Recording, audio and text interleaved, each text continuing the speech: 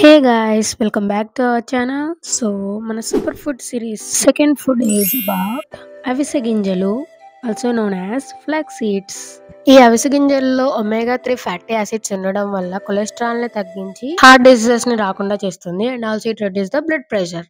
And ఈ flex seeds లో ఇంకా మనకి గుడ్ సోర్స్ ఆఫ్ ఫైబర్ ఉండడం వల్ల it relieves from constipation and keeps you feeling full. ఇంకా చెప్పాలంటే ఫ్లెక్స్ సీడ్స్ మనకి హెల్దీ హెయిర్ కి అండ్ స్కిన్ కి చాలా బాగా ఉపయోగపడుతుంది అనమాట. ఇంకా hormonal balance, cancer prevention, digestive health, ఇంకా లేడీస్ కి వచ్చే మెన్సురల్ సైకిల్, వీటన్నింటిలో ఫ్లెక్స్ సీడ్స్ చాలా బాగా ఉపయోగపడతాయి అనమాట. సో లేట్ చేయకుండా వెంటనే ఈ కారపొడిని ఎలా తయారు చేసుకోవాలో చూసేద్దాం. సో సేమ్ ఇంగ్రీడియంట్స్: శనగుండ్లు, మినపగుండ్లు, పచ్చిపప్పు, ఎండుమిర్చి, చింతపండు, ఇంకా అవిసె గింజలు, కరివేపాకు, జీలకర్ర, ఆవాలు, ధనియాలు, వెల్లుల్లి. ఫస్ట్ అయితే 1 టేబుల్ స్పూన్ ఆఫ్ ఆయిల్ వేసేసుకొని అవిసె గింజల్ని బాగా ఫ్రై చేసుకుందాం. వీటిని వేయించుకునేటప్పుడు లో ఫ్లేమ్లోనే వేయించుకుందాం, లేదంటే మాడిపోతాయి అనమాట. ఇవి కలర్ సేమ్ కలర్లో ఉండడం వల్ల మనకు అర్థం కాదు. సో దీనికోసం అవి సౌండ్స్ వస్తాయి, చిట్టపట్ట సౌండ్, అండ్ స్మెల్ కూడా చాలా బాగుంటుంది.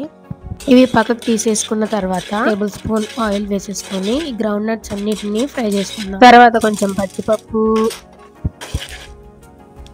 తర్వాత మినపగుండ్లు, ఆప్షనల్ ఆవాలు, అలాగే వీటన్నిటిని కలిపేసి మళ్ళీ ఒకసారి దోరగా వేయించేసుకుందాం.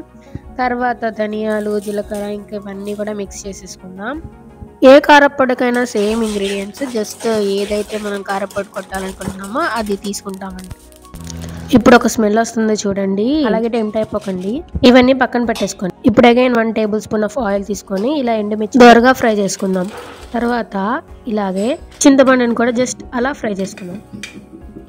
ఇవన్నీ ఒక ప్లేట్లోకి తీసేసుకొని ఆకుపాక్, కరివేపాకు, ఇట్ ఈస్ కామన్ ఇంగ్రీడియంట్.